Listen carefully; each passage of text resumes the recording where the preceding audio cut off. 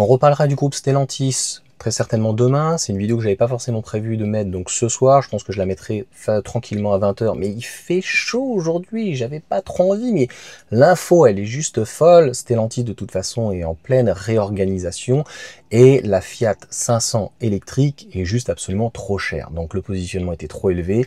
10 000 € de remise pratiquement, 9 300, 9 600, bref pratiquement 10 000 €. Donc avec les aides de l'État, tout ce que tu veux.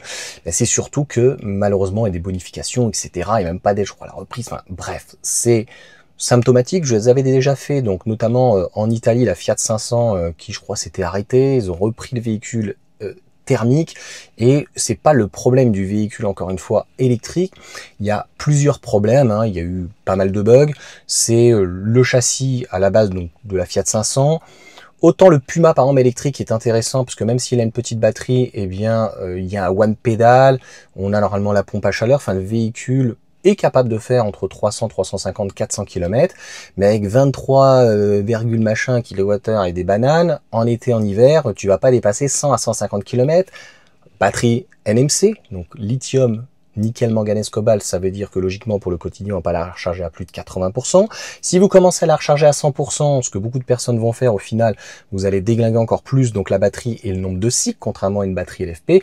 Et donc 100 km, ben, c'est un véhicule qui au bout de 1000-1500 cycles sera raide, et donc au bout de 100-180 000 km. Donc vous me direz c'est un véhicule qui n'est pas du tout assez polyvalent, donc qui reste en ville, et je l'ai déjà expliqué.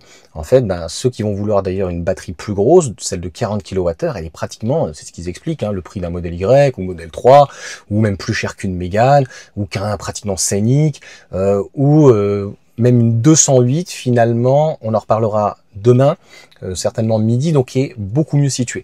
Donc, qu'est-ce qui se passe? Ben, à un moment donné, il y a trop de production, il y a des stocks, et à un moment donné, ben, faut bien liquider donc comme ils peuvent, sauf qu'ils peuvent pour Stellantis et Fiat, sachant que bon, ils ont beaucoup de modèles, hein, il n'y a que la 500 pratiquement, hein, 500 cabriolet, 600, et puis voilà, un petit peu la typo, qu'ils essayent de remettre du diesel. En fait, le groupe Stellantis, va falloir qu'il se réorganise totalement, et notamment avec les différentes marques, et notamment avec leurs différents modèles, et notamment avec leurs différentes plateformes, et de savoir en fait qu'est-ce qu'on fait en Europe ou partout ailleurs.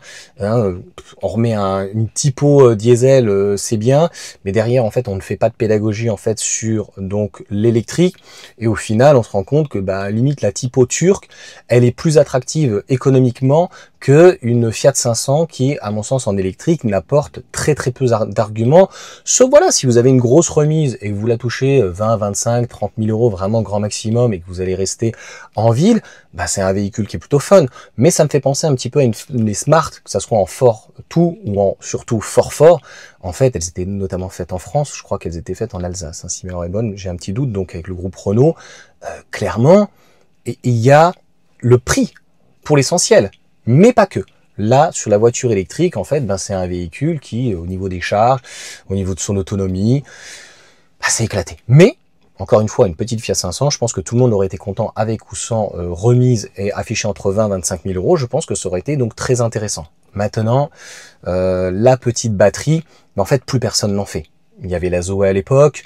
Aujourd'hui, même une Renault 5 ou autre, c'est tout de suite 40 kWh.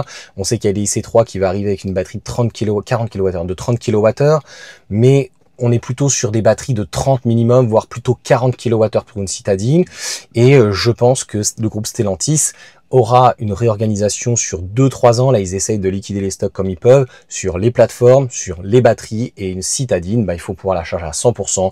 Il faut une batterie de 30 à 40 kWh, et il faut donc une bonne ergonomie, il faut une pompe à chaleur, même si on ne va pas forcément charger ou qu'il n'y a pas besoin forcément de préconditionnement, peut-être un 800 volts pour compenser éventuellement les longs trajets si le prix donc ne baisse pas, et d'avoir donc beaucoup plus de cycles, parce que finalement la durée de vie d'une petite batterie de 20 ou en dessous de 30 kWh, elle est très faible, sauf si voilà on prend une BYD qui a une batterie donc Blade, donc LFP, donc lithium fer phosphate, et même si on n'aura pas peut-être les 6000 cycles, mais si on a 4 à 5000 cycles, même si on avait 100 km, ce qui n'est pas le cas, on serait plutôt sur 200, eh bien on va dépasser les millions de kilomètres, donc il n'y aura absolument pas de souci donc pour ce type de batterie. Vous me direz ce que vous en pensez. Est-ce que c'est une bonne idée? Est-ce que c'est une remise assez intéressante pour liquider des stocks?